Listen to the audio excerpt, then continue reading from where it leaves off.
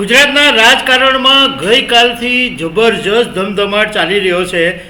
કારણ કે પહેલાં એવું નક્કી થયું હતું કે ગુજરાતના મુખ્યમંત્રી ભૂપેન્દ્રભાઈ પટેલ રાજ્યપાલને મળવાના છે, પરંતુ અચાનક એમની જે મુલાકાત હતી એ રદ થઈ ગઈ. અને અત્યારે તમારી સાથે જ્યારે વાત કરી રહ્યો છું ત્યારે એવું જાણવા મળ્યું છે કે ભૂપેન્દ્રભાઈ પટેલ રાજ્યપાલને મળવા માટે પહોંચ્યા છે. ઘણો બધો જે ફેરફાર છે, એટલે જે ધારણા હતી એના કરતાં મંત્રીમંડળમાં કેટલાક ફેરફારો થયા છે. મતલબમાં જે ધારણા હતી કેટલીક તે ખોટી બી પડી છે. કારણ કે મોટાભાગના મંત્રીઓ કપાવવાની વાત હતી, પરંતુ એને બદલે ઘણા બધા રિપીટ બી થયા છે અને એક મોટું મંત્રીમંડળ બનવાનું છે. તો આ બધા વિશે હું તમારી સાથે વાત કરીશ. મારું નામ રાજેશ શાહ છે અને તમે જોઈ રહ્યા છો ગુજરાતના સૌથી મોટા ડિજિટલ ન્યૂઝ પ્લેટફોર્મ ખબર છે.com. ગઈકાલે ગુજરાતના મુખ્યમંત્રી ભૂપેન્દ્રભાઈ પટેલ મુંબઈની મુલાકાત પછી ગુજરાત આવવાના હતા અને રાજ્યપાલને મળવાના હતા, એવું બધું નક્કી થઈ ગયું હતું. પરંતુ સાંજે સમાચાર આવ્યા કે રાજ્યપાલ આચાર્ય દેવવ્રત સાથેની સીએમની જે મુલાકાત હતી એ રદ થઈ ગઈ છે. હવે આજે સવારથી બધાને એ તાલાવેલી હતી કે કયા કયા મંત્રીઓના નામ ફાઇનલ થયા છે.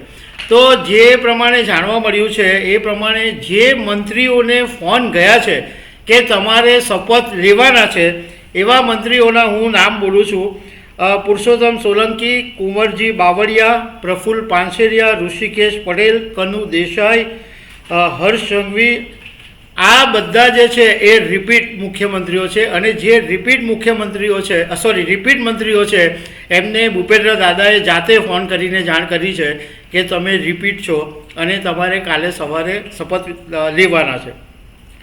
આ ઉપરાંત જે નવા મંત્રીઓ સમાવેશ છે એમાં અર્જુન મોઢવડિયા, નરેશ પટેલ, કાંતિ અમૃતિયા, પ્રદ્યુમન વાજા, કૌશિક વેકરિયા, સ્વરૂપજી ઠાકોર, ત્રિકમ છંગા, જયરામ ગામિત, જીતુ વાઘાણી, દર્શનાબેન વાઘેલા, રીવાબા જાડેજા, પીસી વરંડા, રમેશ કટારા, ઈશ્વરસિંહ પટેલ.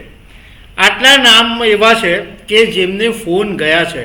અને એવું પણ જાણવા મળ્યું છે કે જે નવા છે એમને ગુજરાતના નવા પ્રદેશ પ્રમુખ જગદીશ વિશ્વકર્માએ ફોન કર્યા છે. બીજી એક વાત અમને એ પણ જાણવા મળી છે કે મહાત્મા મંદિર ખાતે આજે જે શપથવિધિ સમારંભ થવાનો છે એમાં મુખ્યમંત્રી અને રાજ્યપાલ સિવાય બાકીની 28 ખુરશીઓ ગોઠવવામાં આવી છે.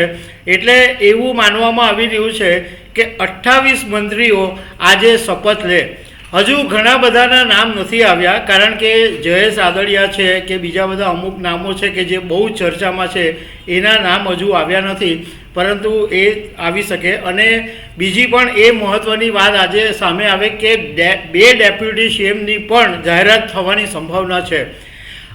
આજે મંત્રીમંડળના જેટલું બી વિસ્તરણ થશે એને લગતી જે બી કંઈ માહિતી હશે એ અમે તમને નિયમિત અપડેટ આપતા રહીશું.